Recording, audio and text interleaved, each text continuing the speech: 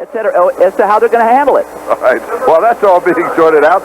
The next running event, the men's 1500. Eamonn Coghlan is the world indoor record holder. And, of course, as you know, from the updates that he will not be in this race. It's his 7.5 laps.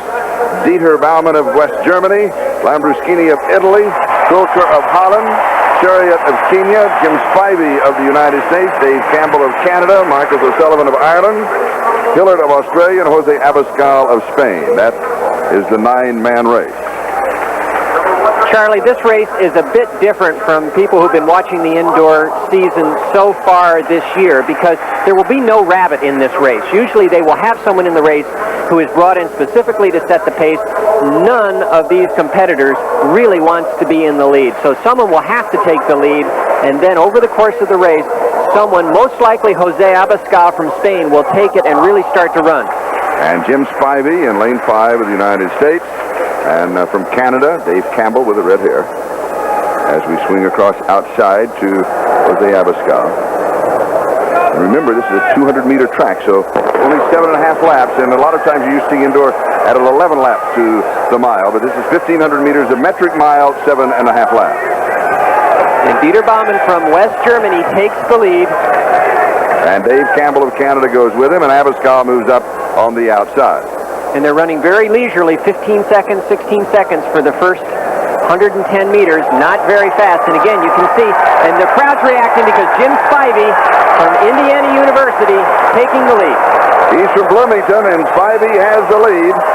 And running right behind him is Jose Abascal of Spain. So it is Spivey of the United States, Abascal of Spain. Hilliard of Australia is running third. Baumann of West Germany is fourth. Go ahead, Frank. I've always wondered that these 1,500-meter runners, the milers, they're on the European Tour. They all know each other. Spivey knows Abascal. Maybe he said, look, I'll take it for the first couple of laps. You take it for the next 2 laps because we both know we have to get away from Marcus O'Sullivan. Maybe that's what's going on. So Jim Spivey, the United States, continues to lead. Jose Abascal of Spain is running second. 61.7 on the split. Very leisurely. Again, it's a kicker's race if it doesn't speed up.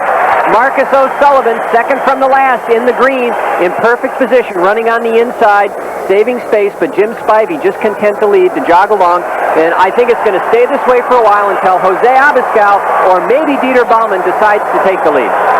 With 4.5 laps to go, it is Jim Spivey, Jose Abascal, Dieter Baumann, Mike Hillard of Australia, Dave Campbell of Canada, Kulker of Holland, Kipkoets Chariot of Kenya, Marcus O'Sullivan of Ireland, and then it is Alessandro Lambruschini of Italy trailing. And now the move being made on the outside, and that is Kipkoets Chariot.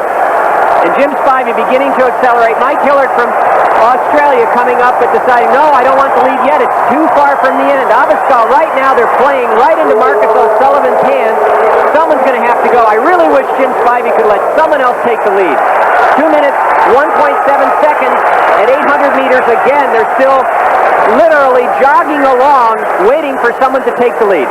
3 laps to go, and the local favorite, Jim Spivey, with a chance. Spivey, as he comes past the finish line. Something's going to happen, and it's going to happen soon. And here comes Marcus O'Sullivan with his move on the outside as he now slides up to 5th place.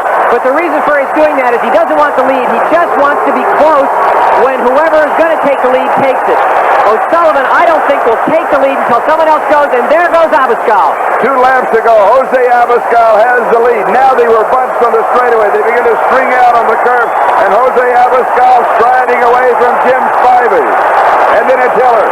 And now here comes Marcus O'Sullivan.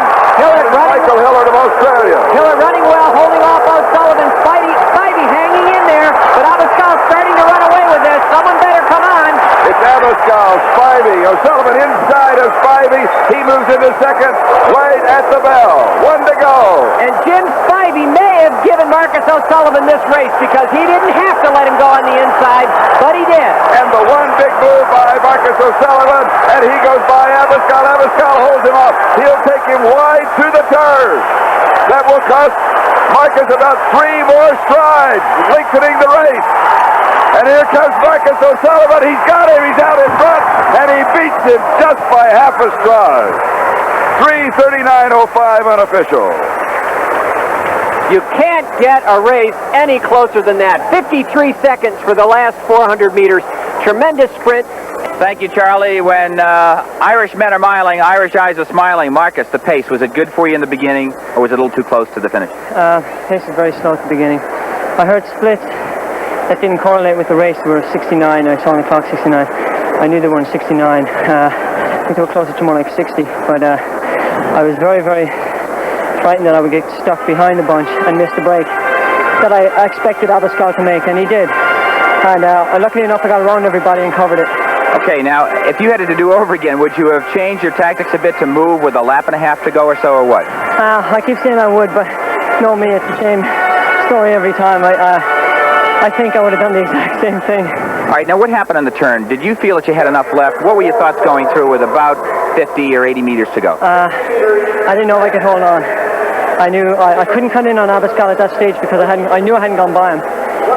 He made another attempt. I just said, relax, take it easy. We still have another 50 yards to go. My legs at this stage were coming from under me, but I did everything I could. I just didn't want to lose more than I wanted to win. One quick thought, I got to go to the booth, but did you ask Spivey to move out on the inside so you could get by, or did you just see the opening? Saw the opening, that's it. Okay, congratulations. Thanks very much. World Championship. Thanks.